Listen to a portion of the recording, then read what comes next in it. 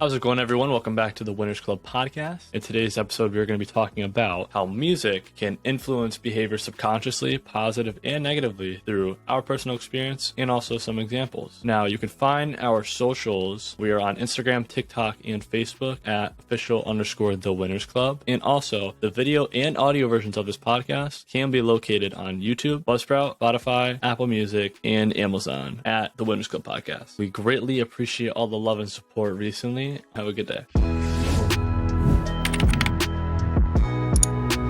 So for music, I want you guys to tell me one artist you listen to and why. So it could be good or bad, anything. Just one artist that you frequently are listening to and why. Okay. Right, go first. Yeah, no, so my first one is Travis Scott. Big Travis Scott fan. Obviously, he has a lot of music and experimental albums. And one recently in that I just started listening to was Lil Yachty's new album that just came out, which is completely different. It's good. It's really good. It's completely different from his other stuff too, which I think that's amazing. He's stepping out of his comfort zone, getting real comfortable and experimental with it. So, For me, I listened to this LA artist called his name is Blast, and I listen to him just because I really like his music and some of the stuff that he says resonates with me a lot. And yeah. I listen to a lot of like older music, like old Drake, old Lil Wayne. I don't really listen to, I guess the only artist I listen to right now, like mainstream now, is Montel Fish. I like his music, and he's kind of, I was talking to one of my friends last night about him. He has a way of talking about religion through his music and stuff like that. So these artists all have their own ways of talking about one thing through their music because that is an influential factor in their regular lives that gets transmitted through music and then influences their fans. So I want to ask you guys another question. You know, like out of all, like, you guys wouldn't consider yourself diehard fans of these artists, right? Like, I'm not a diehard fan. I'm a fan, but I'm not diehard. Nah, I wouldn't say really. Die Hard's a little much. Well, sure, but there are, you know my point though, there are diehard fans out there, correct? Yeah. 100%. Take, Even for in example, sports, Playboy too. Cardi, Yeet. It's usually it's these rage artists. It's literally these rage artists that have the diehard fans. But I'm saying, out of all these diehard fan bases, which fan base is, I guess, the funniest, most interesting? Young boy fans is probably. I would definitely say off the bat, I'd say Young Boy fans. Only fans. Because a lot of the stuff that he does, the fans, like, they take that and they're like, they do a lot of the stuff that he does. Or you know how like people like under like random comment sections they'll be like Young Boy better, and it could not even like relate anything to Young Boy. It could be something about like church, and they'll be like Young Boy better.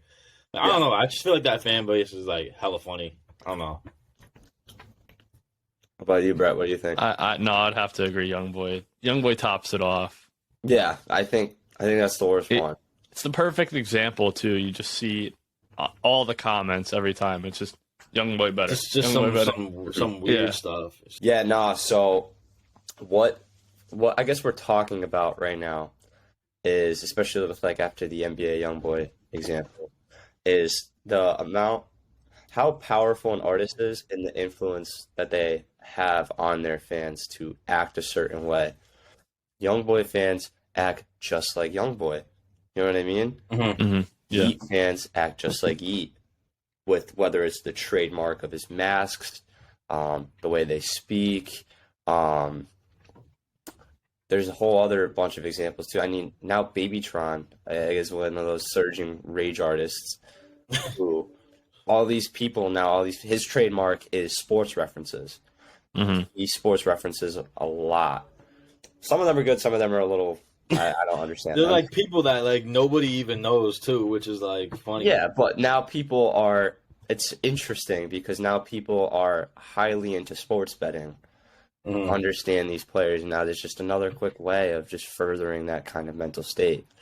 So what I'm trying to say is these artists who feel a certain way put that kind of persona through their music to influence their fans to feel that specific way. Mm-hmm. Take, for example, Frank Ocean. Frank Ocean, he made Blonde. Can you guys help me with this? 2016 he made it? I'll fact check that for you. One of the two. I want to say it was 2016, but let's see. Blonde was 2016. Okay. He made that in a depressing state of mind, we could say, because all of his music on that album is sad.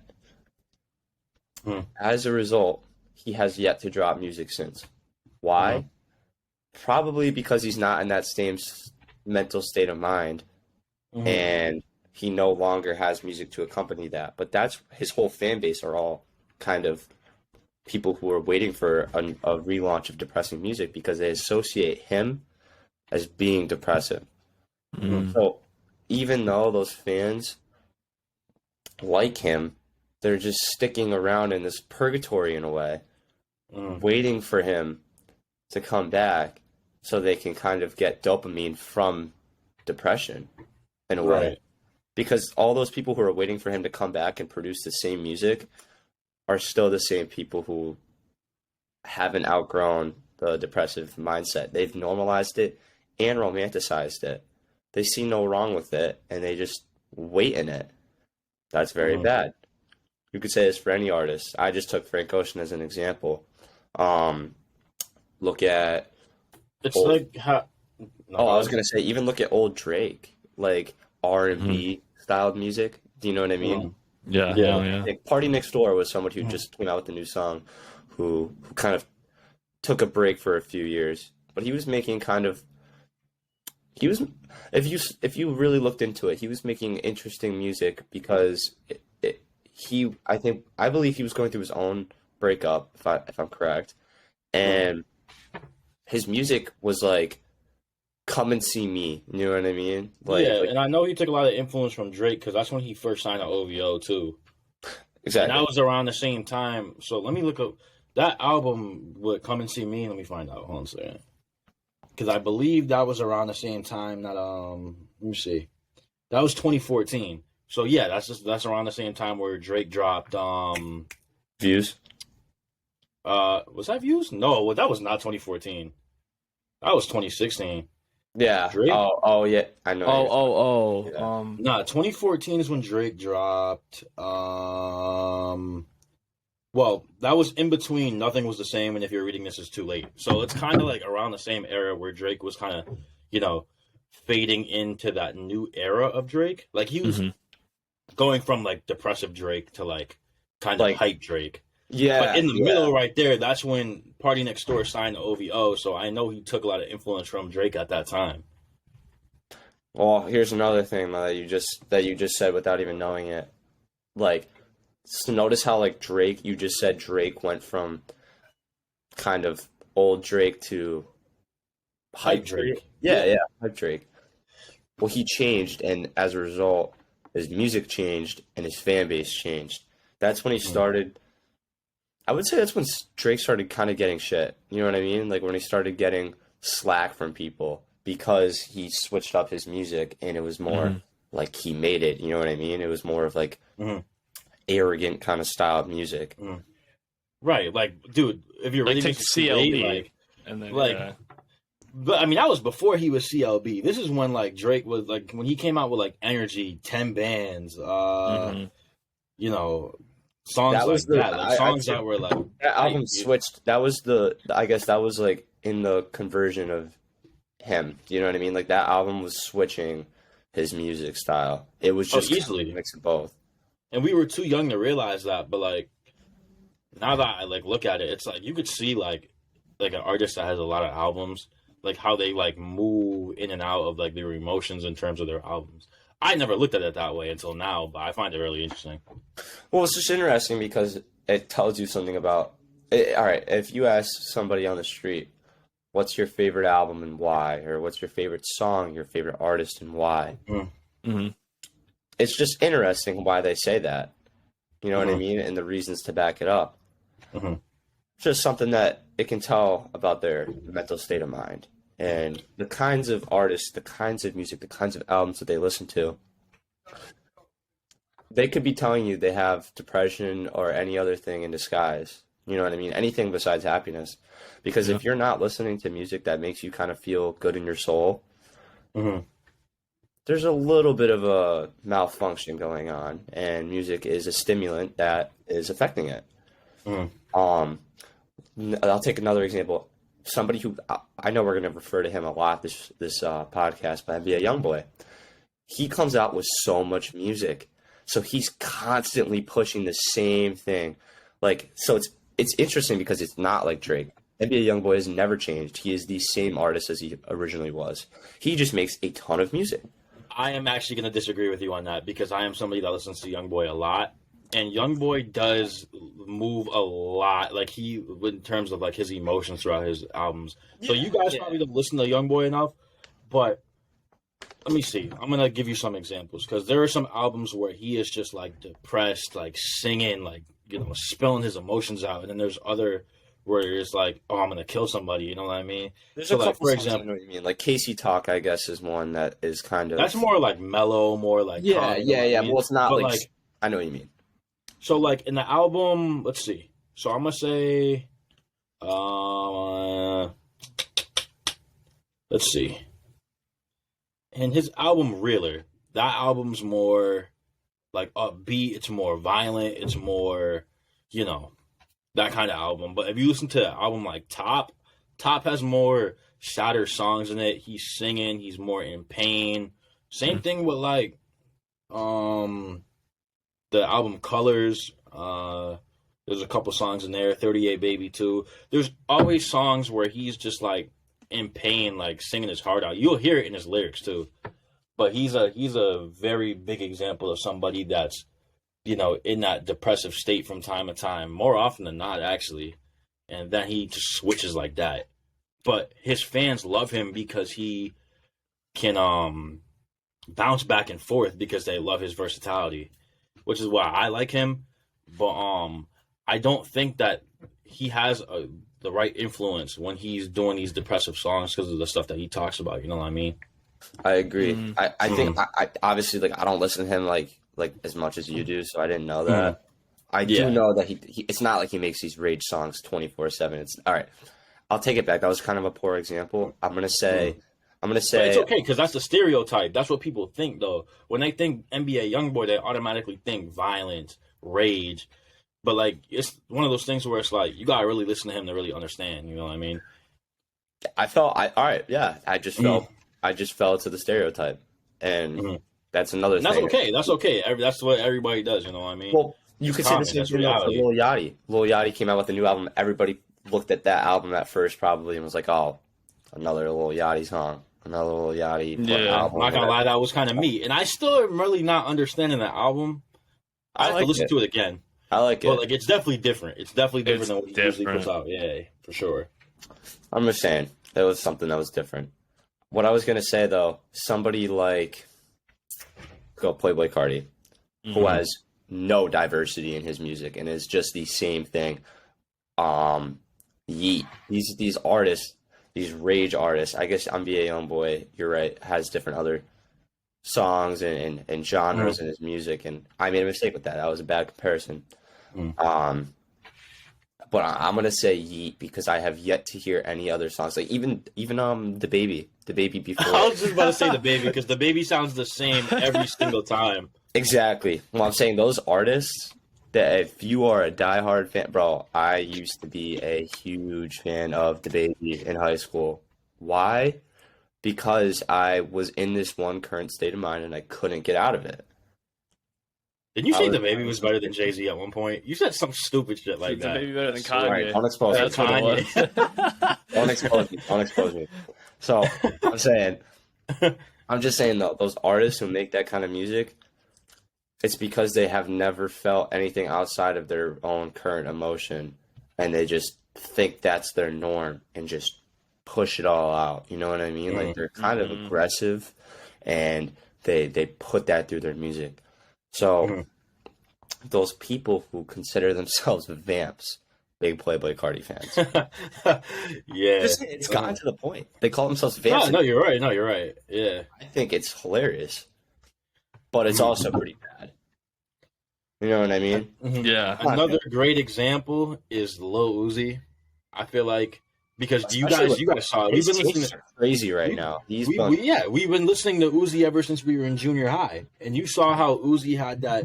Let's see, when he dropped Lil Uzi versus the World, he was in a relationship. He was very happy. He was making all these hype songs. Do you remember when he went into that very depressive state where he was very weird after that breakup, where he started dropping like EXO Tour Life? Let's see what else. EXO Tour Life. Let's see what else we got here. The Way Life Goes. Dark Queen, like the very scatter songs. I think Uzi's a great example of that because he was definitely going through some stuff at that time. And then look at him now. Now we just dropped Just Wanna Rock, which is probably one of the biggest hype songs right now. So there you go. But because he went through a whole sway of emotion while exactly through music. Yeah. It's interesting. It's really interesting. Plus, like, I'm gonna go back to Playboy Cardi though.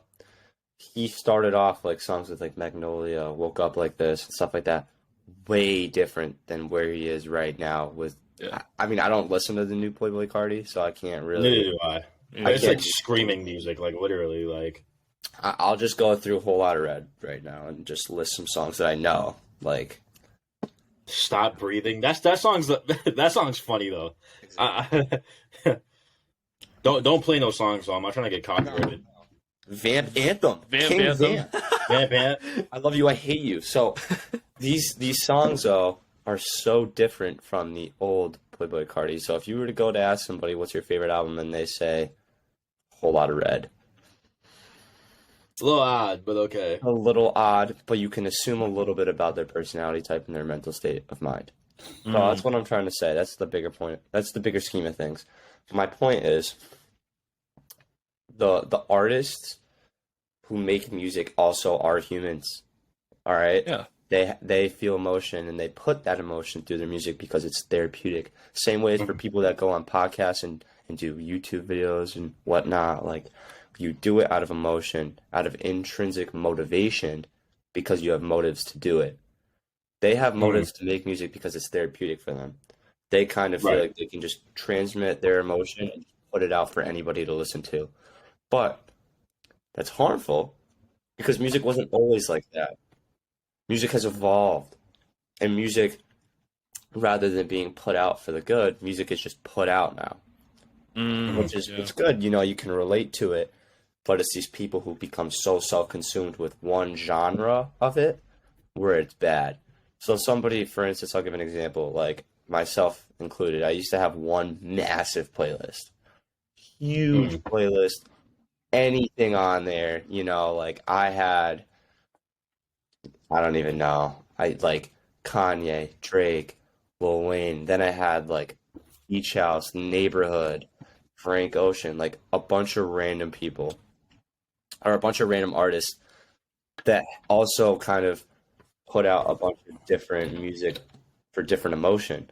So when I'm going and I'm hitting shuffle on Apple Music and I get a song, let's go with Empire State of Mind by Jay-Z, for instance. Makes you feel good. It's a good song, in New York. It's just a positive song. Right. Then I hit shuffle one more time, and boom, I have White Ferrari by Frank Ocean. Well, now that is a huge way of emotion that I get from one song to another. And that drops my dopamine in my brain.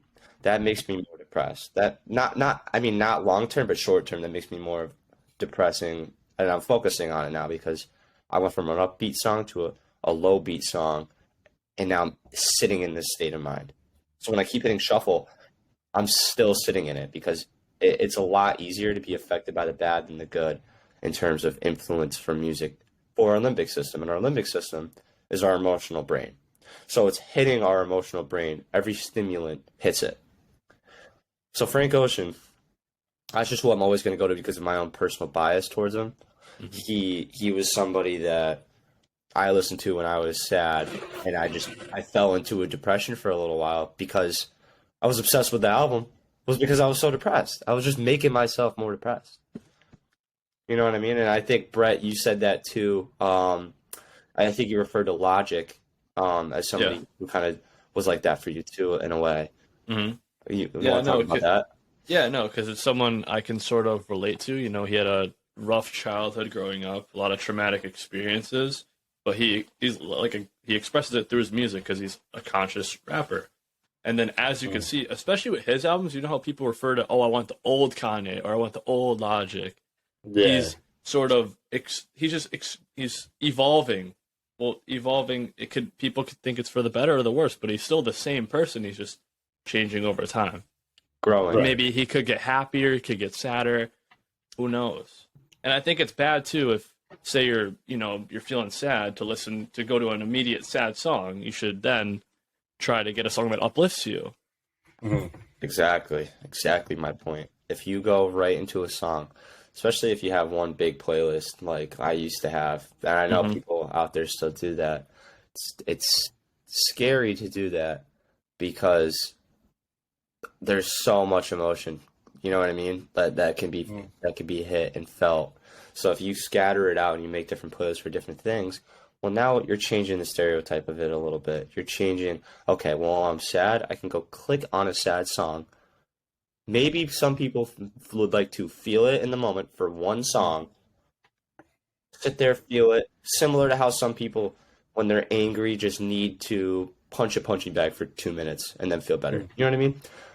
A little energy, maybe they even shed a tear, and that requires energy. So you're kind of feeling it and moving on. But it's the people that sit there in that playlist and then listen to the whole thing. Those are the people who are almost addicted to music. It's a stimulant that can become addicting. People that I want to actually ask you guys, how often do you listen to music per day? Every day. Oh, Every day? I listen to it, but I have to say 3 hours, 4 hours. Oh. Yeah, I'd probably say around the same. Yeah. Yeah. All right. So that's fair. In the car, at the gym. Yeah. Maybe I'm studying. Even if you're like walking around the house or like cooking something, like, oh my god, dude! If I'm cleaning, I'm listening to music. Like cleaning, all that kind of stuff. Walking to class. Yeah. Oh yeah. Oh, I too, go walking to class, walking from class. Sometimes Dude, if you're not walking to class, if you're walking to class without music, dude, what are you doing, bro? Yeah, I don't know. I could never do that, but like, I don't know. But yeah, stuff like that, pretty much. So I'm saying though, like, we listen to music for that long.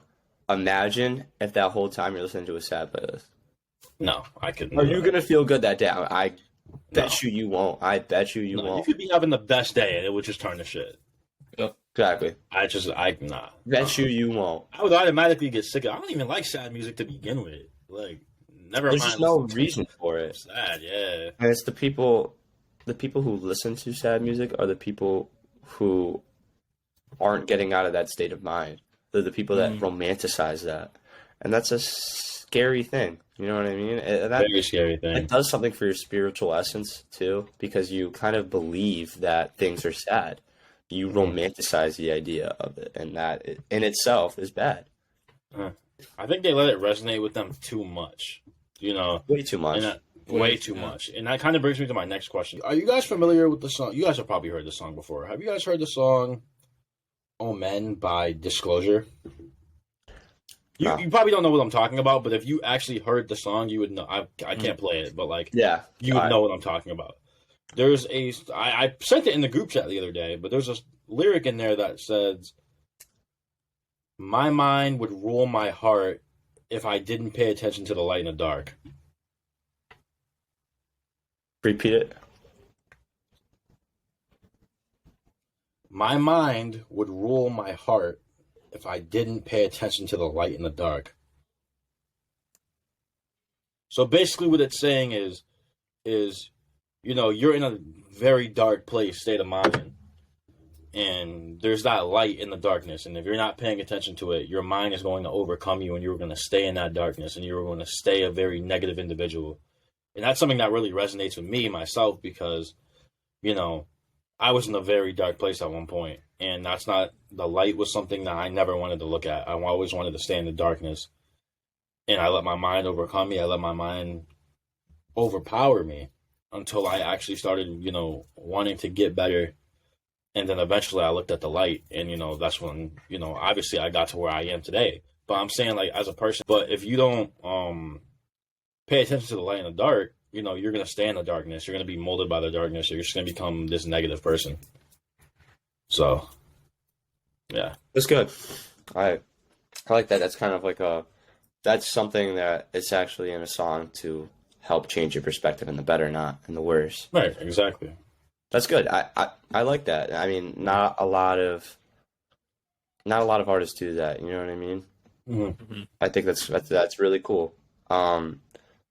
What I was trying to say earlier, though, is like that's just a lyric. You know what I mean? I feel like those things can stick out and resonate with people, and I think that's really good that it resonates with you, and it kind of even does with me now that I've heard it. But when you're listening to an artist, for instance, that you're a really big fan of, and you're expecting a certain kind of music from them, Frank Ocean, depressive music, TK, violent music, Juice WRLD, kind of longing music, post-breakup music, is that fair to say, would you guys say? Post-breakup music, yeah. 100%. But I feel like every rapper makes post-breakup music at a certain point. Well, I'm saying Juice WRLD, but like consistently, yes. For the young kid, for the young boy, I would say, in society. Oh, Juice WRLD is definitely number one. Easily. That's why he's so famous, and that's why he is so... His songs are still on the top 100 billboards. It's because people still listen to that music, because there's always new people falling into that category of listening to him, of being depressed. You know what I mean? After a loss of someone. So what I was trying to say earlier was these artists don't give little things like that through their music when fans are kind of expecting a specific kind of genre. You know what I mean? So why would an artist go against what he knows is gonna give his fans money, even if it's not how he feels anymore? If he gives his fans like what they want, it gives him money. You know what I mean? Mm-hmm. Right. Whatever brings more money on the table at the end of the day, it's all they care about. Exactly. So like, why are they gonna go out and try to stick one little lyric in there where it's talking about the light and dark when that's kind of irrelevant to anything that they talk about? I mean, in that case, it's different because, but if it was somebody like YoungBoy, like, yeah. Yeah, well, all right. I'll give an artist example then. Like, Playboy Cardi. Like, what, I'm just saying. Okay, yeah, well, no shit. If he did something like that, I'd be like, all right, bro, like, that's a little weird. Yeah, but no. Yeah, you just said it's weird. That's exactly my point. You just said it's weird because it's not. That's not what I'm saying. If Playboy Cardi did that, but the song that I had just mentioned, it's not weird. What? No, I thought that's what you were trying to say. I thought you were trying to say like the lyric I was just reading. Like you were like, oh, that's a little weird. If Playboy Cardi were to say that in one of his songs. Oh no, that's what I mean. Like, yeah, that's weird. Yeah, okay, all right, yeah, no. Yeah, no, because like that's not at all what his music's about. Why is he doing that? You know what I mean? Right. Unless people would be like when Kanye started making church music, people were like, "That's a great example. That is a great example." Yeah, people were like, "What are you doing, bro? Like, it's a little weird." Exactly, and some people may not even resonate with this new Lil Yachty album, but I don't, to be honest. It's gonna take me a minute. Right. You expect a specific kind of music from him, like from the D to the A kind of music, where it's trap. Yeah, exactly. Yeah. I'm a big From the D to the A fan, but anyways, this guy loves it. That's his like PR song. That's my shit, bro. But nah, like I'm just saying, you almost were like caught off guard by this new album. You looked at it going into it. Oh, he dropped for the first time in a couple of years, man. This is gonna be great. You listen to it, and you're like, whoa, what the hell? Right? Well, exactly. Yeah. You know? Yeah. But it's for the better, and he made music that helps uplift now, and it's different because he has grown individually. He's providing a different influence through his music, and that's really what artists do through music, is provide an influence.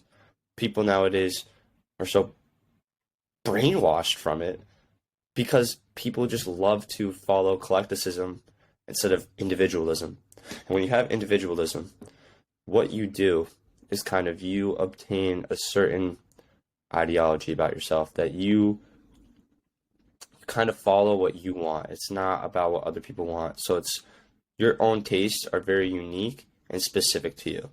But collectivism, you just fall into the stampede of this music is trendy.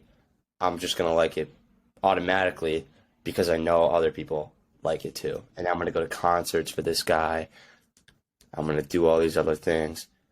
But it's scary because you don't even understand what's going on. It's almost like a puppet, you know what I mean? Like, you know, like those propaganda images where it's like two hands that are like controlling like another two hands that are controlling society. You know what I mean? So it's like one Yeah, and then controls two other sets of hands and then I explained it bad. I'm saying though, think of the two hands up top as the artist, then it's the producers, then it's the band. then it's like, yeah, everybody, yeah, I see what You know what I mean? Yeah. So it could be for the bad, just depending on what kind of artists you listen to. A lot of. If you're listening to a bunch of different artists randomly, well, then you kind of fall under individualism in a way because these things are all unique for you.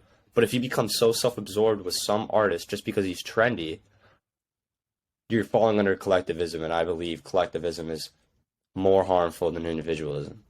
Mm-hmm. This is the grand scheme of things, I'd say.